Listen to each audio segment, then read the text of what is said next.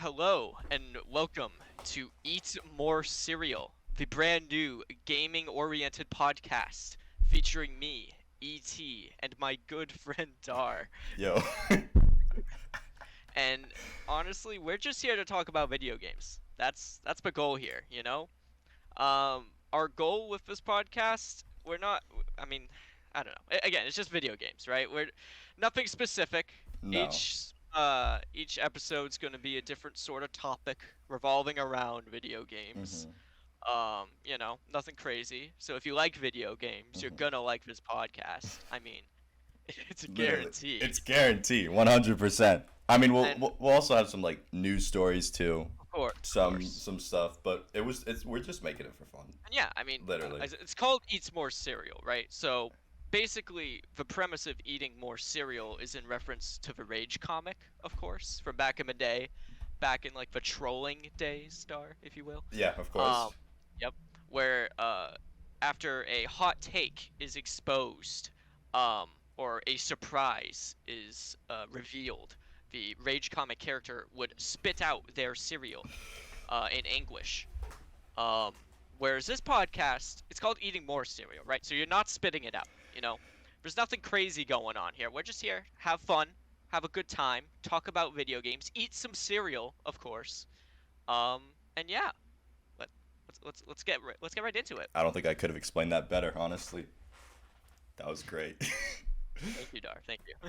All right, I mean, the main things to really cover right now that are probably the most interesting is over the summer, there's obviously going to be a lot of new games news and a bunch of new sales too, especially the Steam Summer Sale. But there is no E3 this summer. I kind of was expecting that, honestly, because Yeah. I've just been hearing a lot of stuff that especially in the more recent years, it was just not as well managed as it used to be. And a lot of Oh yeah. people were just completely losing interest. And especially with COVID, it kind of Oh just yeah. removed it altogether. I don't Yeah. think they've officially said that it's gone. There have been like reports from like calls or something from the higher ups who are doing E3 that it's Yeah. not A bunch gonna of like happen. news sites and stuff being like rumored and all of that sort of thing. Yeah, but they've never actually. The website, I think, might even, if I might be wrong. It still says like that there might be one this year, so they haven't technically confirmed it. But if they did, It's probably they going. would Let's have be announced honest. it already. They would have. It Yeah. would Yeah. have Yeah. been known that it would be happening soon already. And I think when it comes to E3, like part of what makes E3 E3 is the whole show aspect behind it, right? Yeah, Like yeah. it's one event, and a bunch of people go, a bunch of people just want to Hmm. go see all these big companies reveal games, do dumb shit on stage, right? Like that's what people love about E3. Yeah. But over the past couple of years, right? I mean, you've seen all these companies like Nintendo, Hmm. like PlayStation, all these. They're doing their own thing, right? Yeah. Nintendo Directs. Hmm. Nintendo Directs have just sort of been There's. Nintendo's thing now Yeah. for I don't know, since probably like They've been doing 2016, it for a 2015. long time, even when they were Oh, still Wii U, participating in right? E3. Yeah.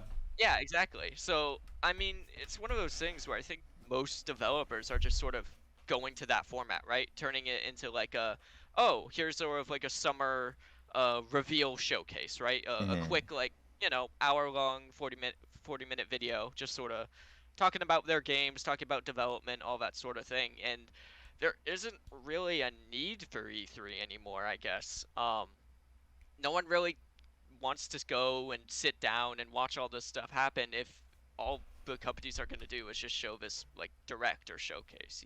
Exactly. Yeah, and I think it was especially crazy, or it got more like that when, even though they kind of were live streaming E3 for the whole time it was happening when live streaming got big. I also think that when there was just more access to live streaming, people didn't necessarily need to actually go to E3. When there's Yeah. definitely benefits there, you could probably meet some really cool content creators, you get to meet devs, you get to do that and see booths, which is really fun.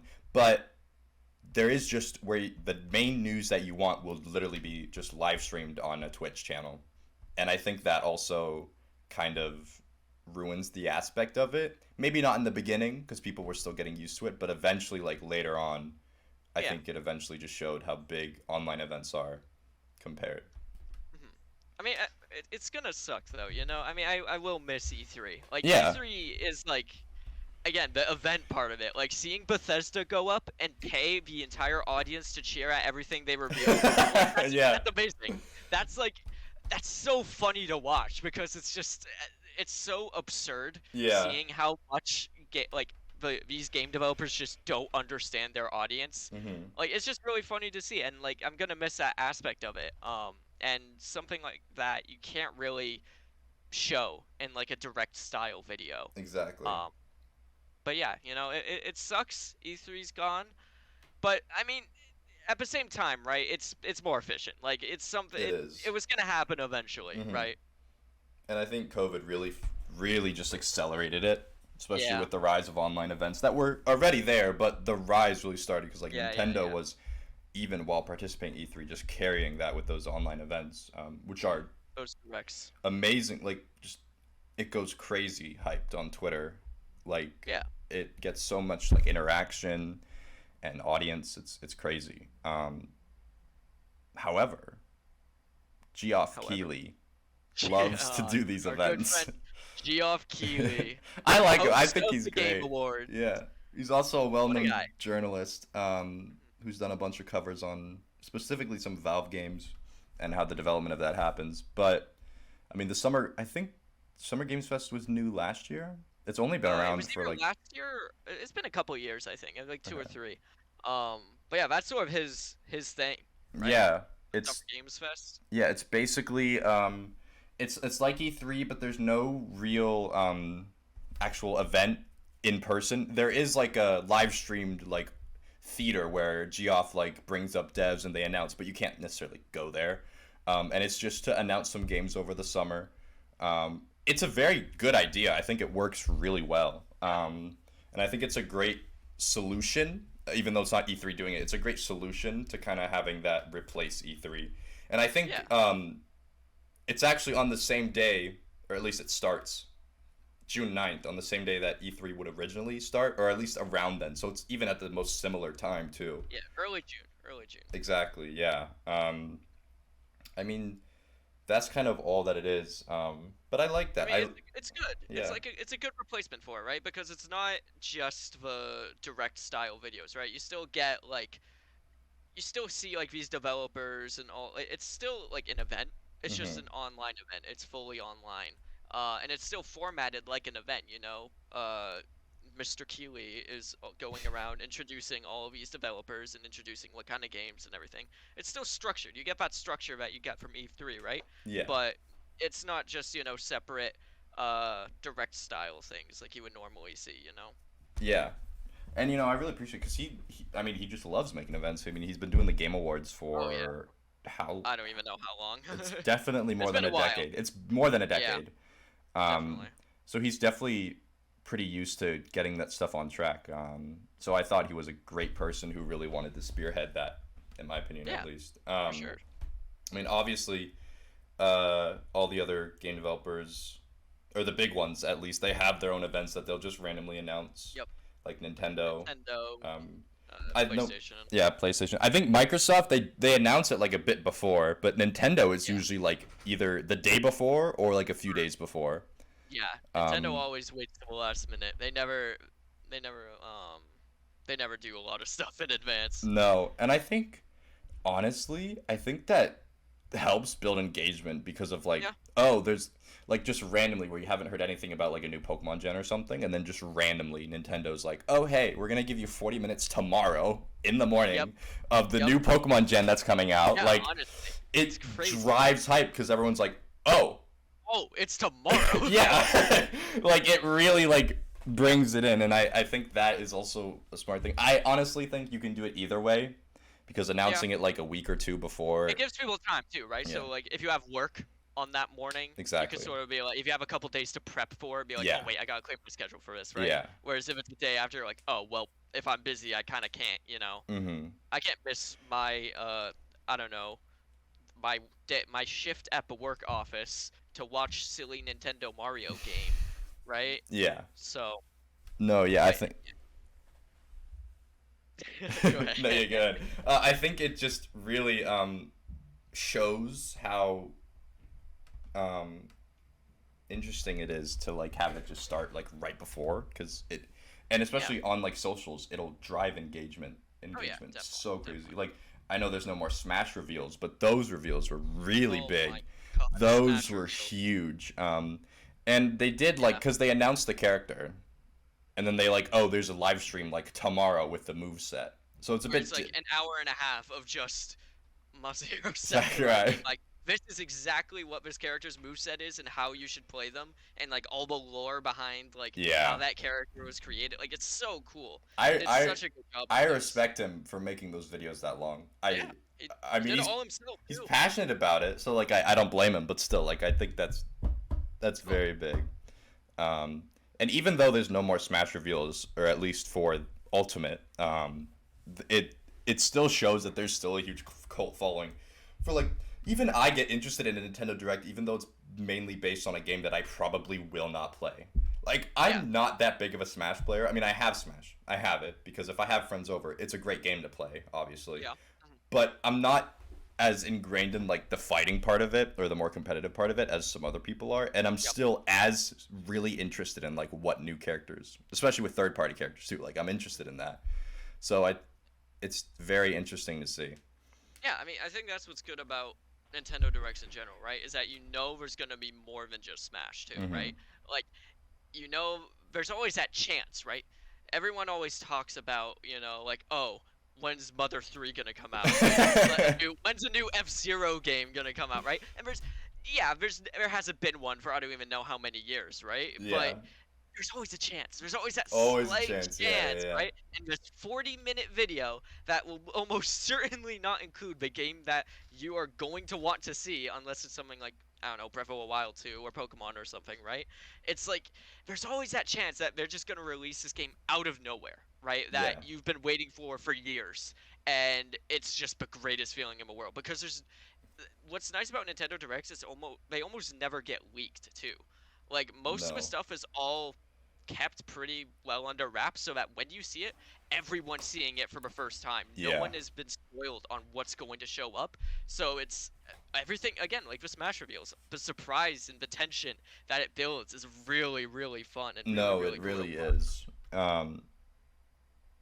And I think that's what's really good about it. Now, compared to the other companies, they've been mainly doing online events more recently because they've just realized how successful a Nintendo Direct is, and they've tried to replicate it, especially with all three of them pulling out of E3 Yeah, even the just big three. before. Yeah, the big three.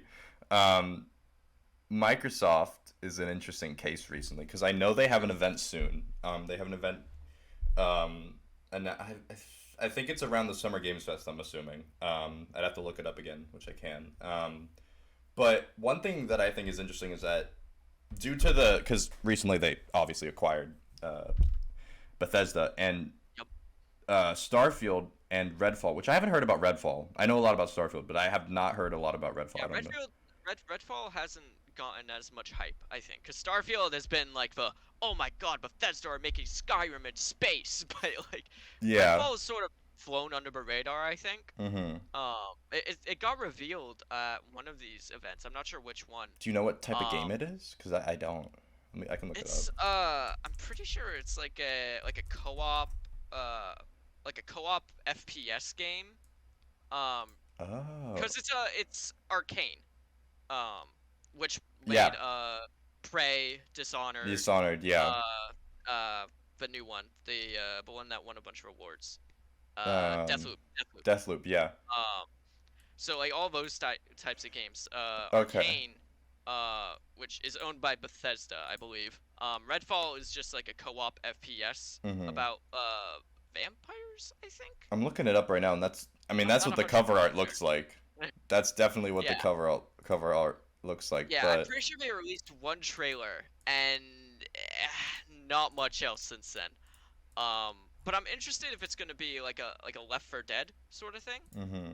Um, or if it's like an actual like FPS against like other people, right? Yeah.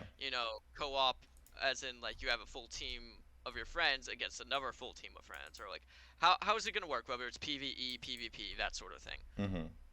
Yeah, and so yeah, I haven't. I'm actually kind of more interested in it now because I actually had no idea who was developing it from the companies from Bethesda. So I'm actually going to keep my eye on that one. But Starfield is a bit more interesting because one, I mean I like space games. I love No Man's Sky. I think that game is great now.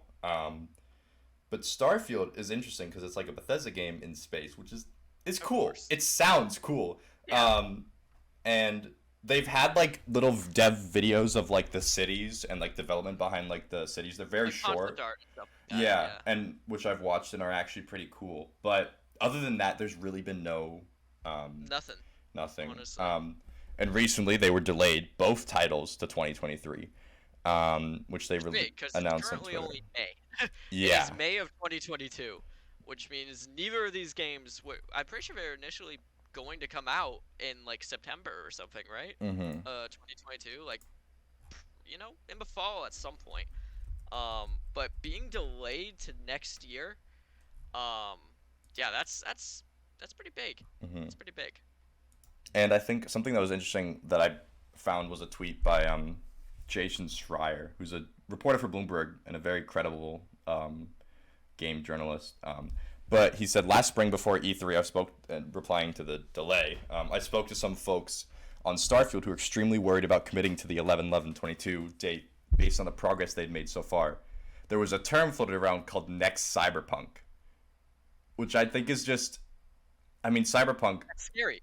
That's scary. I just think it's an interesting term because with how big, like, how poorly botched that launch of that game was, I think it's just crazy that it's become like a term now that has been floating around Yeah. like in the development team. Well, Cyberpunk was huge, right? Like when Cyberpunk, when did it release? It released in like It was 2020. let me look it up. I believe it was like 2019, It 2020. was December 10th in 2020. Yeah, so 2020, right? It's like, when was it announced? I think it 2013. was. It was announced in 2013. I mean, There was like a trailer in 2013, I think. It was like it it was wasn't just a much, CG right? trailer. It was just a And CG then, trailer. yeah, and then they announced like a lot more in like 2018, 2019, I think. The marketing started revving up in 2018, I'm pretty Yeah. sure. So when it started revving up, everyone got so hyped for Cyberpunk. People are like, "This is the coolest game we've ever seen. It's so innovative. It's gonna be like perfect for next gen consoles. Like, it's a beautiful game according to all Mhm. these trailers, and the gameplay looks really fun, like super in depth." And then, like every couple months, CD Project Red would just be like, "Oh, we gotta delay it a couple months, and then a couple months, and then a couple Yeah. months." It just more and more delays. It just kept piling up, and then eventually the game released and it was a buggy mess. Like it was basically unplayable It on like the was PS4, the Xbox One, Oh all gosh, these like yeah. older gen It was horrible consoles. on those. It was so bad. And that stuck with people, right? Like people Mhm. were hyped for this game for years. Yeah. Like I know people who saved up to buy full-on PCs just for this game. Really? Yeah, like Oh full my on god. custom built PCs just so they could play Cyberpunk on the highest settings, on the That highest, like oh everything. And that it's like is the commitment there. Oh my god. well, that's the thing, right? Because CD Projekt Red, they're a pretty small dev Yeah. studio, but they made The Witcher, and Yeah. The Witcher is like It's a great I it's mean, huge. I haven't It's played huge. it, but I know it's an amazing game. It's huge. It's a huge game. People love it. It's got a huge following. And given that that's sort of their main game and what people know this developer for making, everyone's like, all right, The Witcher was incredible, therefore Cyberpunk is definitely going to be incredible too, since they had like 7 years to work on it. Mhm. And then here we are, and Cyberpunk is still. I mean, it's gotten It's updates, right? gotten a It's bunch gotten of fixes. updates. I hear it's Yeah, I've heard it's way playable better at now. least, right? I actually did end up playing it like a month or two after launch. Because I was excited for the game. I mean, I Yeah. wasn't like as excited as some other people, but I thought the idea of like an open world third person or not third person, but like a game like that in that type of time, Setting and yeah, all that. time setting is really cool. I mean, there was also Keanu Reeves, which is interesting. Like Of course. I think that's cool. Wholesome. And Wholesome Keanu. I honestly think that I didn't have the worst I mean, I was on a PC, so I probably was a Yeah. bit better with the bug issues, but I don't think I got it worse as some other people did, even on PC too. Like, I didn't have that Oh many yeah. bugs, but still, the thing that you could really tell was just so many, how much of this game could have been bigger. And the game Yeah. is already big, but a lot of things that are in it are not really expanded upon that much. And that was kind of what I felt through playing the game. The narrative is great. I love the narrative. I thought it was really compelling. And there are a bunch of different endings, which I haven't gone through all of them, but I've gone through a few of them, and I thought they were great. So just to play the game, finish it, it felt like, oh my god, there's so much left there to be desired.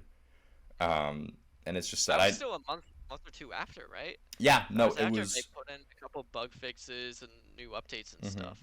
And it's like, I, again, that's why Cyberpunk is just being used now, right? As hmm this term for like like a disappointment at the end of the day, right? Like hmm even compared to like what you said earlier, like No Man's Sky, right? No Man's Sky had a terrible launch. it was Uh, horrible.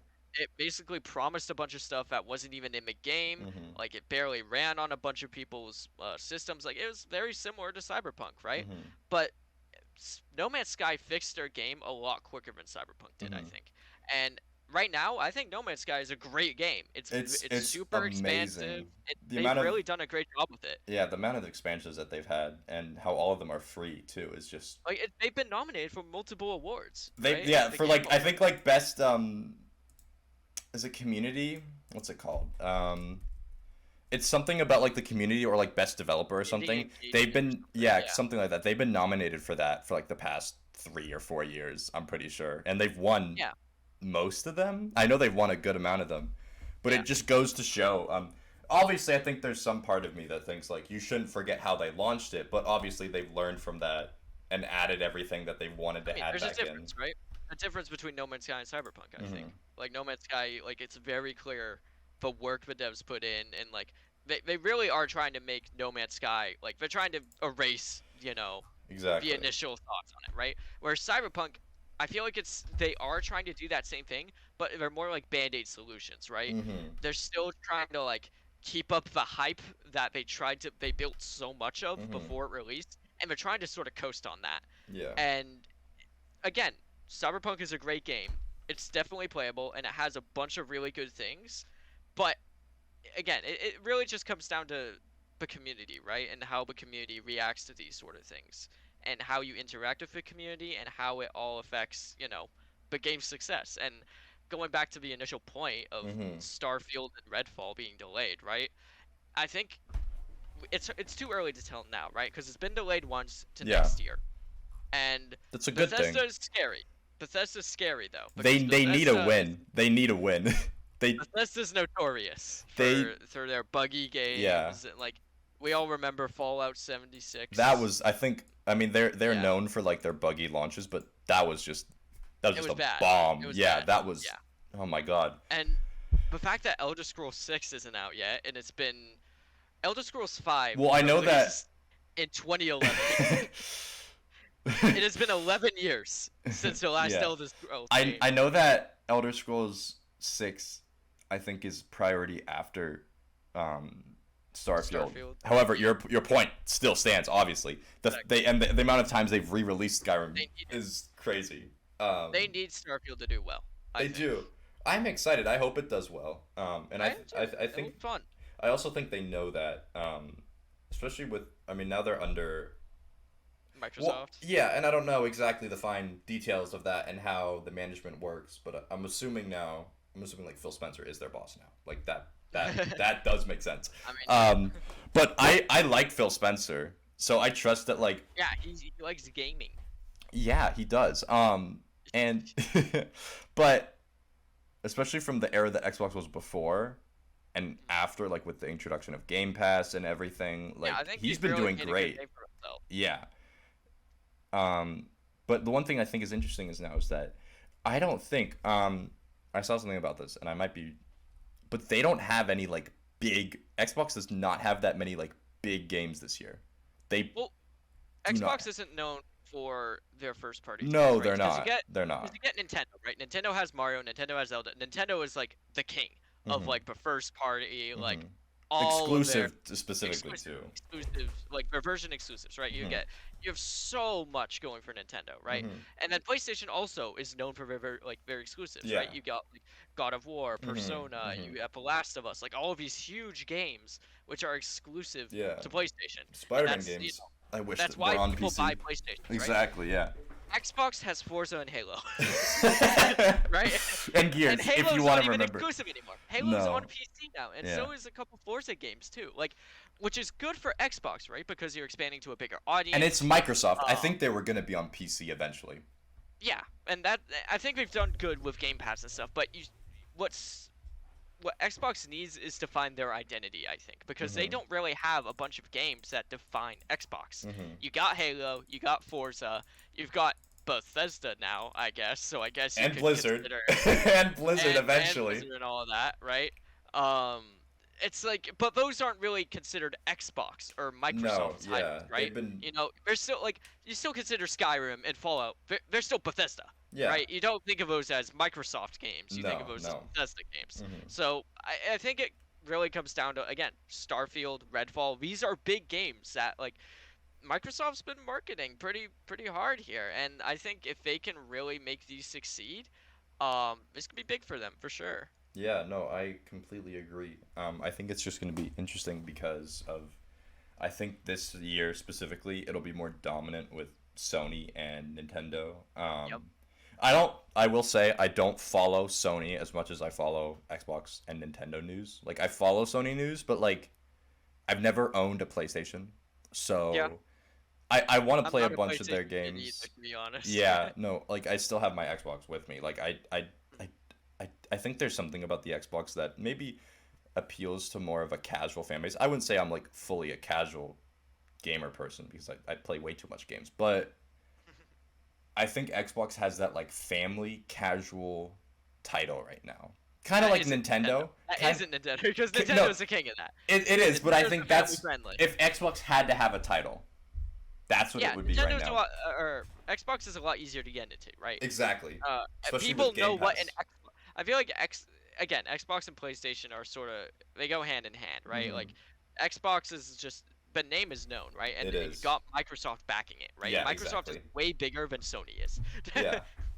So yeah, I think Microsoft has the benefit of that in the fact that you could tie it in with all of Microsoft's everything, with Windows and everything that goes on with Microsoft. You could just loop Xbox in with that too. So I think that's where they have the advantage.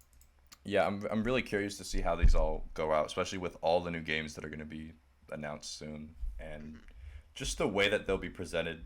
How Geoff presents his Geoff Keighley. Geoff Keighley.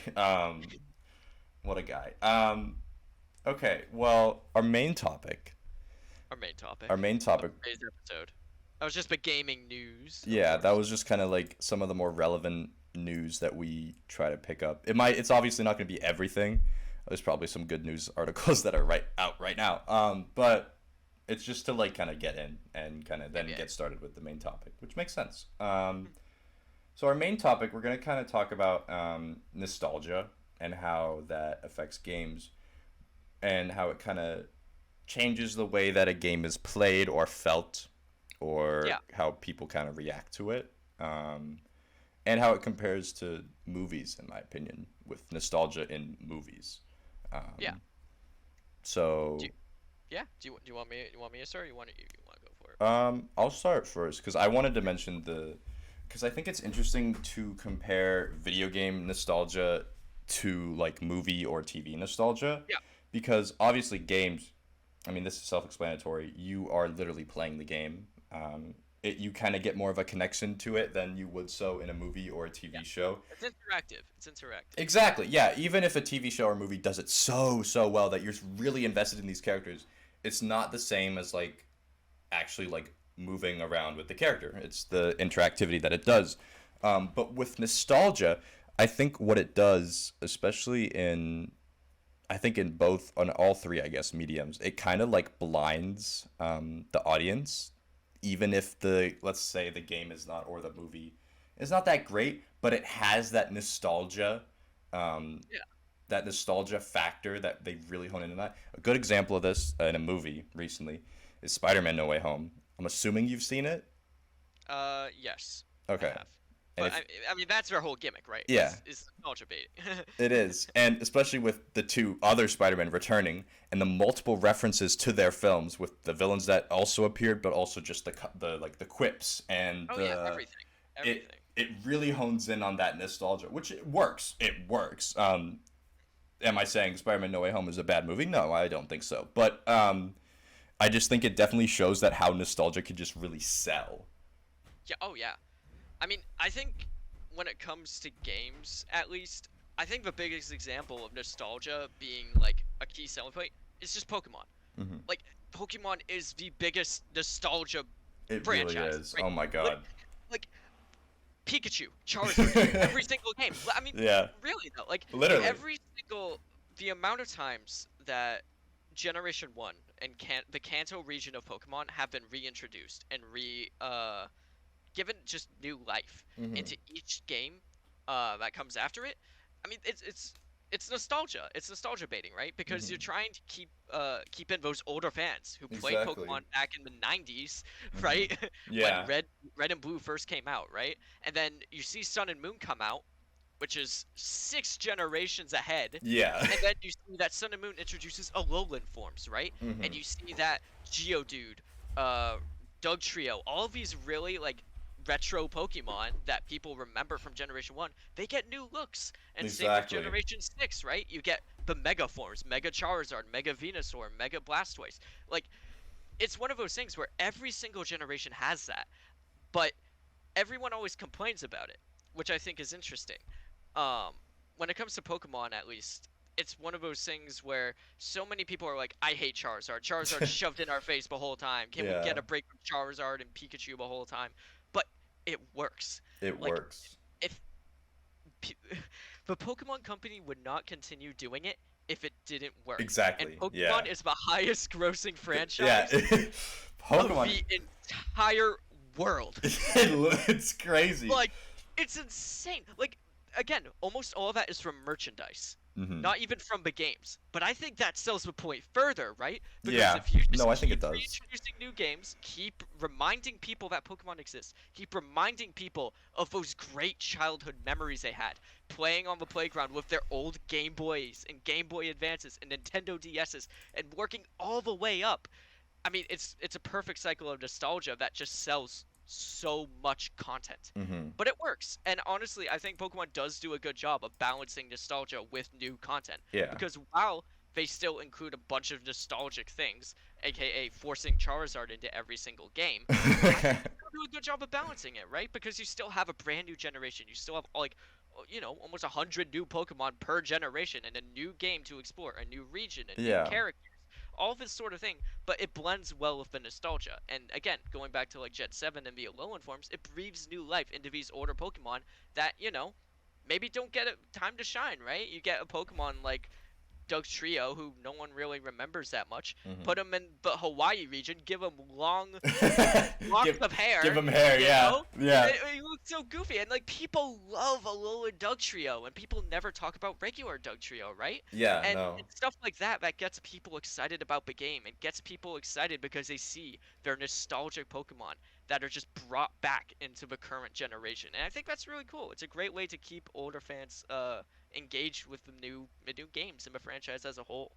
Yeah, I think it's interesting to see both sides of the argument, especially because one thing with Pokemon fans is that They I hate Pokemon. they hate Pokemon. They also Yeah, will never be pleased. They will never be that's true. pleased by That's anything very that true. comes out by Pokemon. No matter what, But the it vocal minority. yeah, especially obviously with the new game Sword and Shield. But the fact that the fact that I've seen so many people just go back and forth on nostalgia like they're never gonna stay on one side. And I like how you explained it because I think nostalgia works so great in Pokemon because it's bringing those old fans back, however older they are now. But what I do think it also does is that it kind of increases the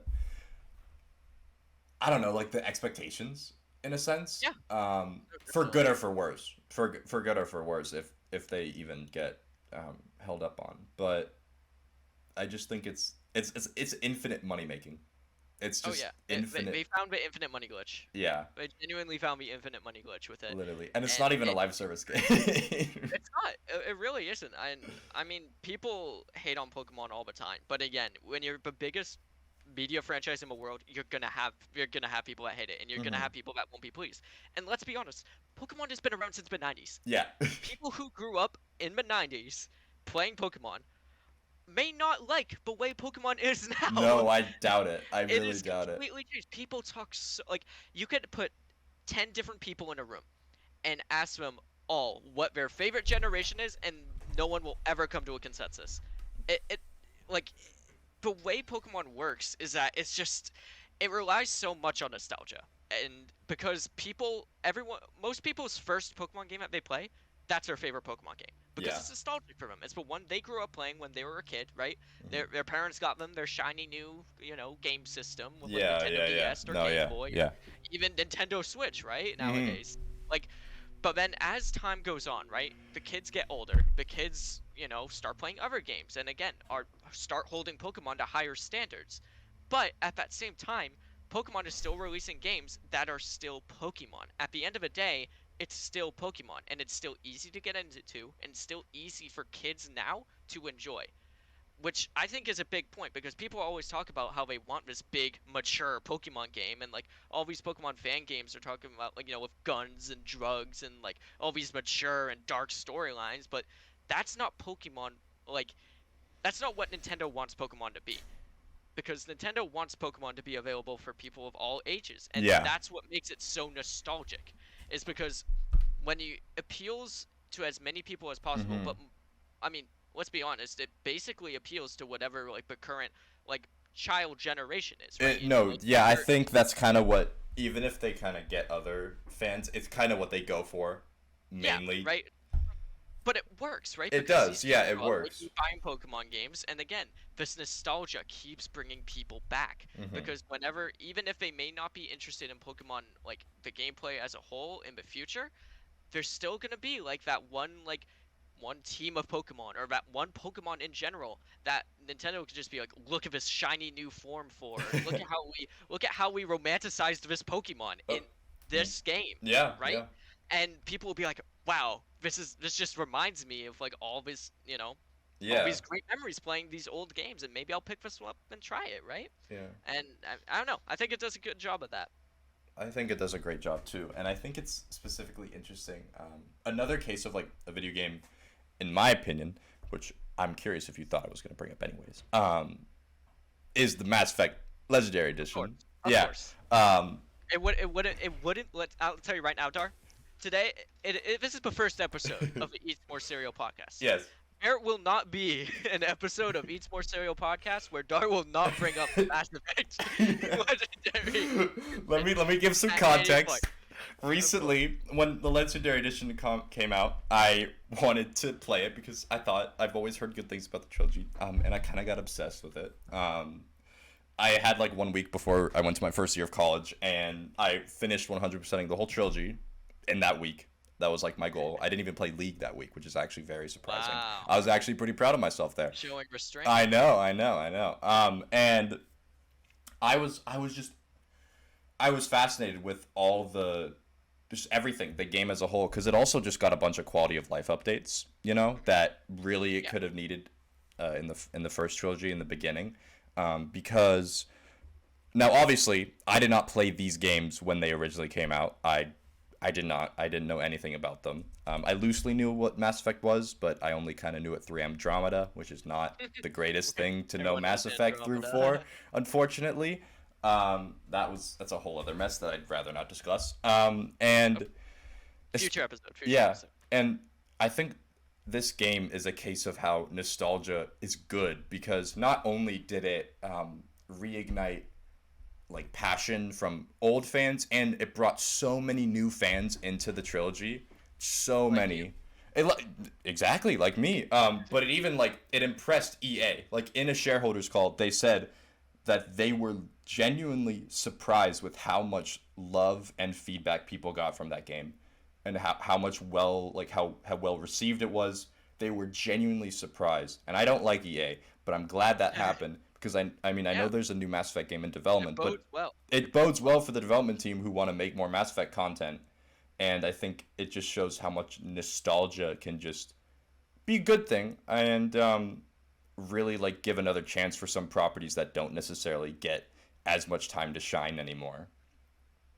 Yeah, for sure. And I mean, I think a lot of it comes down to like your original point too, of Hmm. like talking about movies and games and how even if a game or a movie isn't necessarily like what people consider to be objectively a good movie or game, Yeah. like nostalgia, like again, nostalgia goggles. Everyone talks about them and how games you played when you were like, I don't know, 5 years old, 10 years old, and games that, aren't even like super highly rated on Metacritic, they're great games to Yeah. replay. And I think that's what it comes down to with video games, right? Because when it comes to replayability, it's different from just rewatching a movie, right? Hmm. Because when you rewatch a movie, you're again just watching the movie again, and you sort of get like you remember like lines and you remember like how the movie goes and like Yeah, it's yeah, yeah. nostalgic in that sense, Of right? course. But I think when it comes to video games, is again that interactability. And when you replay a game for the first time in like 12 years, it just takes you back in time, It honestly. does. Because if you say play like Legend of Zelda Ocarina of Time, which was on like the Nintendo Yeah, 64, yeah. and you played it as a kid and it was like your favorite game. You Hmm. spent hours, you stayed up Yeah. so late. You stayed up so late when like your parents told you not to, trying to play your Nintendo 64 and everything. And you loved the game. And then you go like 12, 15 years of your life and you don't play it Yeah. anything else. And then you go back and play that one game again, you are Oh, just transported back the because dopamine. Oh, it literally, like you can feel it because it feels like you're a kid again. It feels like literally, you're yeah. experiencing that game for the first time again. And while nothing really compares to going through your favorite game for the first time, but again, that nostalgia, like Hmm. games that you may not even consider to be like good games nowadays feel great because of all the good memories that you associate with it. If you Hmm. play a game when you're a kid, you have that childlike innocence of like, you don't have the responsibilities that you do nowadays, right? You don't have to worry about work and assignments and all these Exactly, different yeah. things. Like when you're a kid, you just want to play games. Exactly, Just yeah. play the game, right? And then when you're older, you replay the game and it just reminds you of how Oh happy you were and gosh, how yeah. great it is, right? The And that's what's so amazing about video games, right? Is that hmm. you have that interactivity that you Exactly. just don't get with movies. And like No, movies no. again can have a nostalgic They impact, can. but the fact that you're in the game and playing it, especially in games that like put you in first person, like it just means all the world. Yeah. I think it's crazy how strong narrative or not narrative, nostalgia can be like just as a format to use for any medium. Any medium. I think Oh video yeah, games it amplifies it the most. But for sure. just in any medium, nostalgia is such a good component.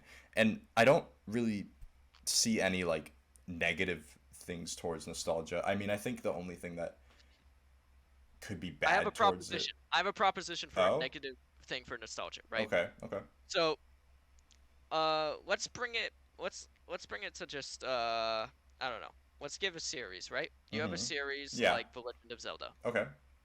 I'm assuming you've played The Legend of Zelda. At least one game. I played Breath of the Wild. Okay, there you go. So, for people who have played The Legend of Zelda, The Legend of the Zelda, Yeah, I was like, wait a right? minute. Anyone who has played The Legend of the Zelda character. Yes, So, yes. games were formatted pretty similarly, right? You have like dungeons that you go to. You go through in like an order, like a specific order.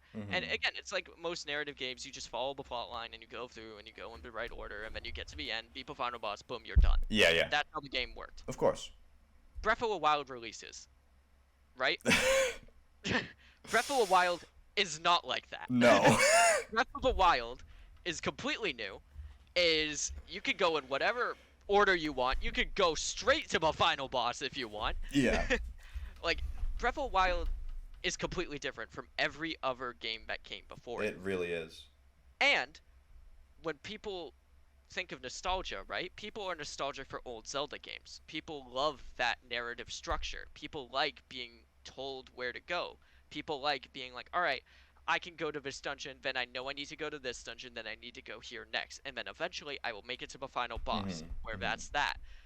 People didn't like Breath of the Wild when it initially came out at first. Like a lot of hardcore Zelda fans did not like Breath of the Wild No, because no. it was too different from what they were used to. It was just so open, especially for a very linear game in the beginning. Like when it Yeah, was just so open world, they just weren't used to it. They were like, "What do I exactly. do?" And obviously this doesn't just apply to Zelda. This applies to No, no. Pokemon. This applies to any franchise that Yeah. has multiple games in it, right? Mm-hmm. Mario even. Um, but it's one of those things where people, again, like you said, can be blinded by nostalgia, right? Of course. People love these old games. Like I said, the impact these old games have on people is insane. Mm-hmm. People will defend these games They. with their lives, Yeah, even if right? it's not even Even warranted, if, like they will. yeah, exactly. But so that means when a developer, right, takes this franchise that is beloved by many people and Uh-oh. innovates, Mm-hmm. they innovate and then they create new gameplay mechanics. They completely change the flow of a game. It doesn't do as well, right? You get No, people no. who are mad. You get people that are angry that it's not what they're used to. I mean, one of the best examples of this is Pokemon Black and White, because Uh, Pokemon Black and White are the lowest selling Pokemon games are of they all really? time. I believe, Th- I'm pretty sure. If they're they're they're not my lowest, they're favorite. really low. They're my favorite. That's what I mean, right? Yeah. So when Black and White first came out, right? People were so used to a Pokemon formula already. People were used to Diamond and Pearl, Platinum, Mm-hmm. everything, Yeah, yeah, right? yeah. Black and White release, It was it and was when Black different. and White release, S- the only Pokemon you could catch in the main game Yeah. were Gen 5. Yep. That And is. the only there Oof. were no you couldn't get Pikachu, you couldn't get Charizard, you couldn't get any of these old Pokemon in the main game Oh my. until you beat the Yeah. game and then got to the post game in Yeah. which it unlocked a bunch of like the older Pokemon and stuff. But people go into these new games, they go into the new Pokemon games, they're like, "Oh, I can't wait to use my old team in this new game." And then they can't.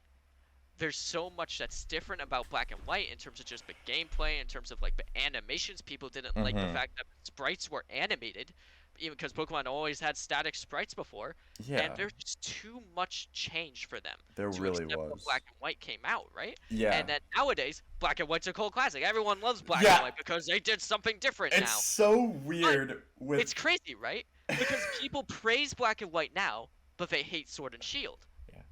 In five Even years, though they Sword and will praise Shield, Sword and Shield. exactly, it's the It's cycle. It's it's the the cycle. cycle, and I think People it's hate change. People hate change people hate because of change. nostalgia. Hmm. And again, nostalgia is not necessarily a bad thing in that No. respect, but it really just comes to how people perceive nostalgia and how people manage their nostalgia. Again, taking off a nostalgia goggles for a minute and really looking at the game critically Of and being course. like, all right, this game is amazing. It's like my favorite game of all time from when I was a kid, but how could it be better? Like, how could this developer, if they release another game in this series, how could it improve? What quality of life fixes can they include? All that sort of thing, right? And you see that a lot with like Sword and Shield. They added a ton of quality of life changes, and like Sun and Moon, and every game since Black and White, they've added a ton of quality of life things. And No, like, they really did.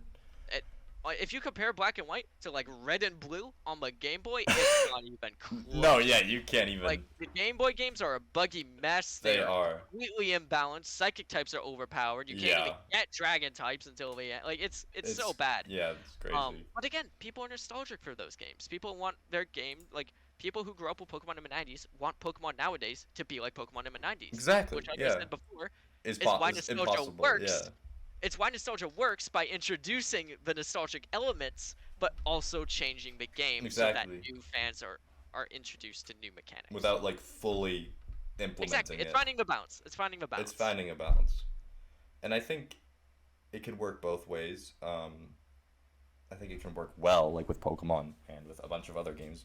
But I also think like it can be used like negatively. I don't have an example of that, but I think it just depends. Like I know there's been examples of like games franchises where they come back after a while and a new developer is on it, and it may not hit the mark, and then the franchise just dies. Like it's kind of what happened with Andromeda. I think Yeah. Andromeda was a bit different just because it's not like that bad of a game. It was just the facial animations that they did not have time to finish that Hmm. really screwed with it, especially with there was like nothing from Mass Effect. That when was that? That was 2017. I think Mass Effect 3 came out in like 2010 or something, 2012. So that was like a 5-year gap. So especially with that, and it not doing well just kind of ruins all the nostalgia. Even though Andromeda didn't have any of the main characters from the original game, it still had Yeah. that feeling of like, oh, you have like a squad, you have a group of companions who you can romance with and you can do stuff with. Like that kind of way of playing the game is nostalgic for fans. And I think, and especially because it wasn't done well, it ruined a lot of people's perception of the franchise as a whole. Not just that one game, but the franchise as a whole. So it taints like Oh yeah. everything. Um, that's why the Legendary Edition was so great, but because it reignited a bunch of people's nostalgic feelings and passion for them. But I think it just shows that if done well, Mhm. it's really, really good. It's so Yeah. good. And if not done too well, it's not the worst thing in the world, but it can definitely ruin a reputation of a franchise as Oh its yeah, for own. sure. Again, I Um, think it's just finding that balance, right, between exactly. including nostalgic elements from previous games, but also introducing new concepts, Hmm. right? Because you can't just have it be completely new, because Hmm. then you have a Pokemon Black and White situation. Yeah. But then you can't have it just be purely nostalgia, because if there's nothing new, people would just be like, "Oh, this is just the same thing. This is just nostalgia bait," right? Because you need to have that new content to balance it out. Finding that balance between like old content and new content and like nostalgic elements and new elements to combine, that's what makes a game great, especially when it's in a beloved franchise Yeah. that so many people love and like criticize really really heavily. Exactly. Yeah. Um, that was kind of the main stuff. Yeah, It's kind of the main stuff that we want to talk about specifically with nostalgia in gaming. Um, wow, that was 50 minutes. I mean, yeah, that, That that that was seems like a good place to stop, I think. yeah. We're gonna upload this on YouTube, obviously, but we're gonna try and figure out more of a, like a structure for how we do the stuff, and hopefully But yeah, we'll yeah. If you are that listening, eating more cereal. thank you for tuning in. Thank you for eating cereal with Thank you. us. Yeah. You know what you should do? You know what you should do? While you're listening, get cereal. You know what? And I eat think we it. should do a cereal recommendation of the episode. I Oh, think every episode we should do a cereal I agree. recommendation. Wait, yes, that's amazing. So, Okay, you go. Or do we want to do it you like? want me? Do we want to do it Cereal- where one of us does it each episode? Yeah, I think that makes Okay, sense. You want to go first? sure. I think Lucky Our Charms are amazing. Lucky Charms. Lucky A Charms. strong start for the cereal of the episode. Yeah. We need to come up with a catchy name for it. But Um. I Yeah. like Lucky Charms. They're Yeah. good. Lucky I mean, Charms are good. could you give a little bit of why you love Lucky Charms? I think the combination of just like the normal cereal part and the Oh, marshmallows just it's a it's good good it's a it's a good balance of balance. nostalgia and new elements, Dar. It all comes back It all together. connects. It all It all connects. connects. But that's There just you why I love go. it because it's just a great mix of the It's two. a good cereal. It's a It's a good good cereal. cereal. It's a good Good cereal. start. It's a solid start, Dar. I Yeah, appreciate yeah. that, and I'll have to think about it for next Maybe you episode. should have it. For when I- Maybe you should have it before next episodes. You could give I us a should. review. I think I will. Okay. Okay. Well, there you go. Okay. That is the first episode. That's the first Eat episode. More Yeah. cereal. Thank you all for tuning in Yeah. and listening to us rant about video games for an hour. Yeah. And we'll see you in the next episode. We will Thank you. catch you on the flip side.